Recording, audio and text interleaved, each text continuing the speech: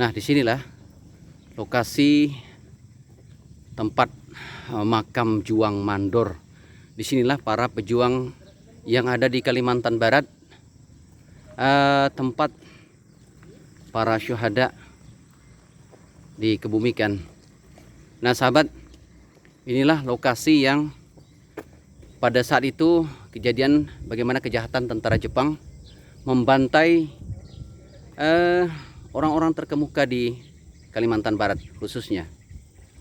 Nah, sahabat, begitu kejamnya pemerintahan Jepang pada zaman itu. Bisa Anda saksikan di sini ada kutipan kata-kata yang mungkin barangkali cukup berkesan bagi para sahabat. Tidak cukup sekedar Anda kenang, tapi kuharap Anda teruskan semangat juangmu untuk memerangi segala bentuk penjajahan.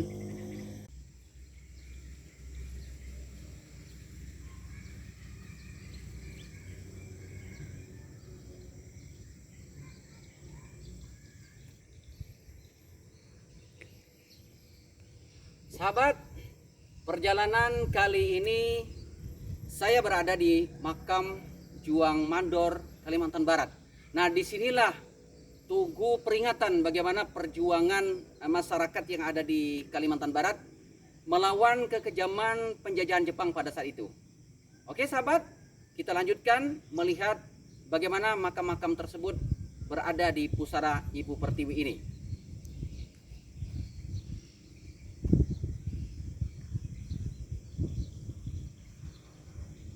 Sahabat, di sini salah satu letak pusara atau makam dari pejuang-pejuang yang ada di Kalimantan Barat. Nah, di sini bisa Anda lihat plat yang tertulis adalah kuburan korban perang penjajahan Jepang tahun 1942 sampai 1945. Nah, sahabat, saya akan coba berjalan berkeliling di lokasi tempat pemakaman, atau mungkin bahasa kami di Kalbar di sini adalah tempat penanaman daripada korban keganasan tentara-tentara Jepang pada saat itu tentunya.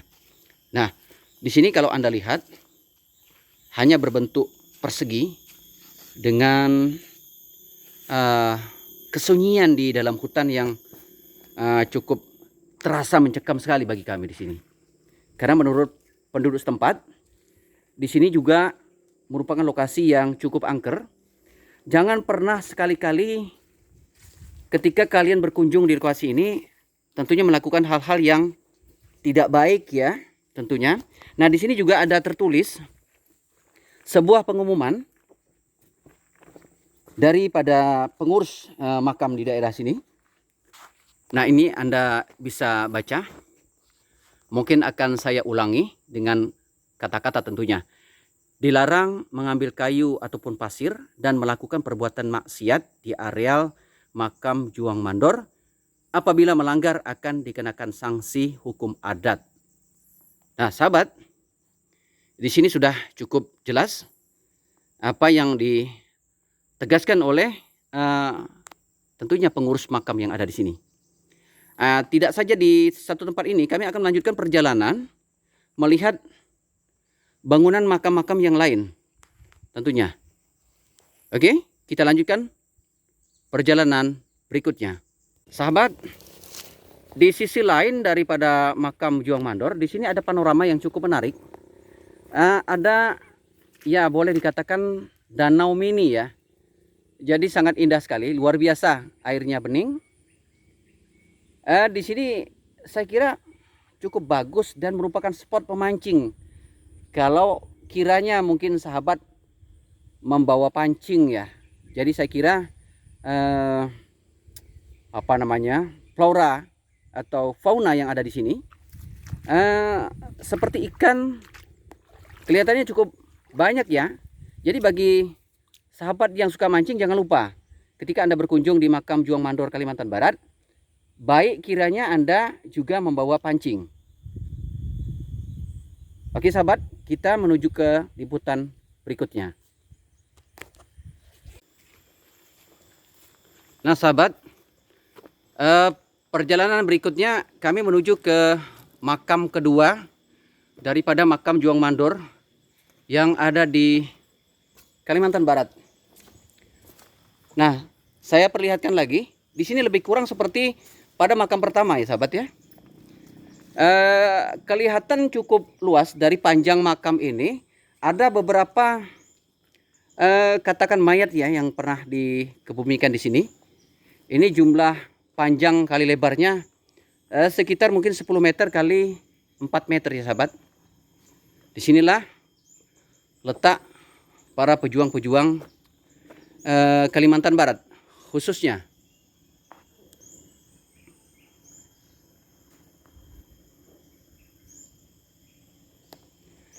Baik sahabat, masih berkenaan dengan yang marak terjadi saat ini di dunia, khususnya di Palestina. Bagaimana kekejaman orang-orang Israel tentunya kepada pejuang-pejuang Palestina dan pada orang-orang Palestina terhadap penjajahan. Tentunya kita sebagai bangsa Indonesia tentu mendukung bagaimana menghapus penjajahan di muka bumi ini tentunya sahabat.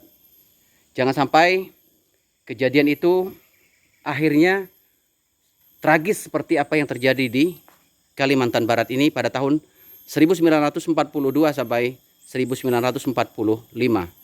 Berikutnya kita menuju pada makam ketiga.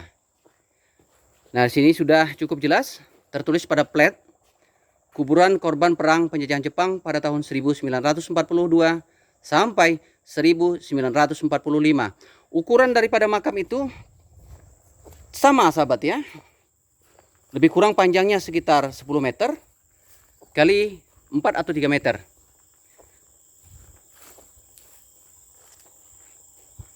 Di tempat yang sunyi mencekam.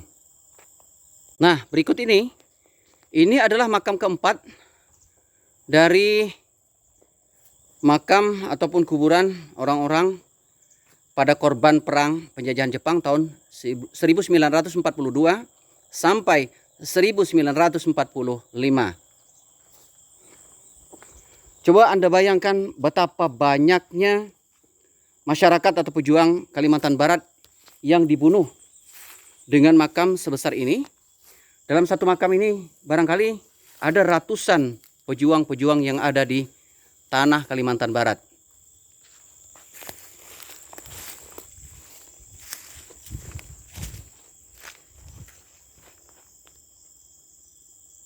Berikutnya kami berada pada makam kelima. Ini luar biasa sahabat, panjang sekali. Nah, bisa Anda bayangkan ini. Ini paling tidak panjangnya sekitar 20 meter kali 3 meter. Berapa banyak kira-kira pejuang-pejuang yang dikebumikan di sini. Oke, segera kita menuju ke makam berikutnya.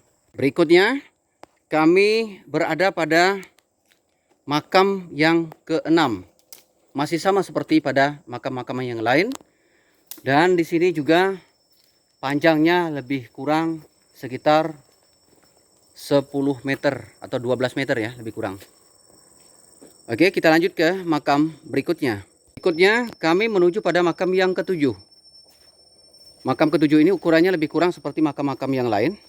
Panjang lebih kurang sekitar 10 meter.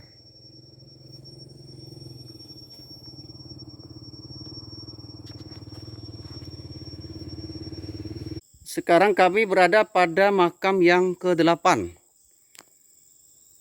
Makam Juang Mandor. Makam para pejuang yang ada di Kalimantan Barat. Luar biasa sahabat. Makam yang ke-8 dengan ukuran panjang rata-rata 10 meter. Berapa jiwa yang dimuat di dalam satu makam ini. Luar biasa penjajahan pada zaman itu. Sedapat mungkin kita sebagai bangsa Indonesia tentunya berusaha untuk jangan sampai terjadi lagi peperangan-peperangan model seperti peperangan-peperangan yang terjadi pada tahun 1942 sampai 1945. Berikutnya kami berada pada makam yang ke-9. Barangkali ini adalah makam yang terakhir daripada makam korban perang penjajahan pada tahun 1942.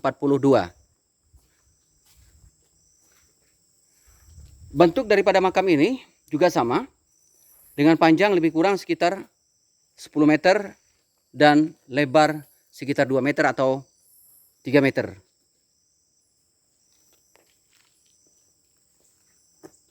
Nah sahabat, sekarang kami berada pada makam yang ke-10. Dari ciri khas bangunannya, tentu ini orang spesial ya sahabat.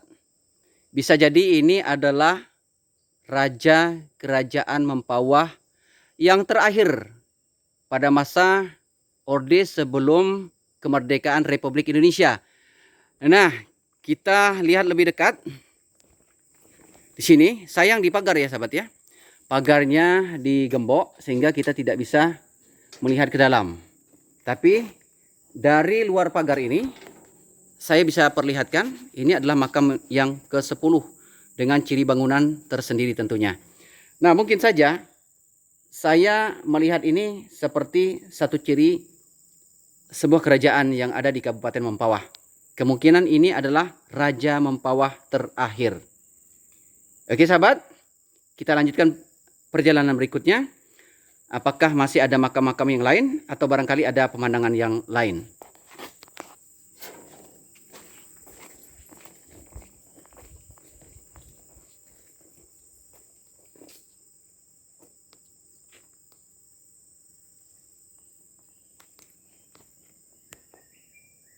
Demikianlah sahabat, perjalanan kali ini.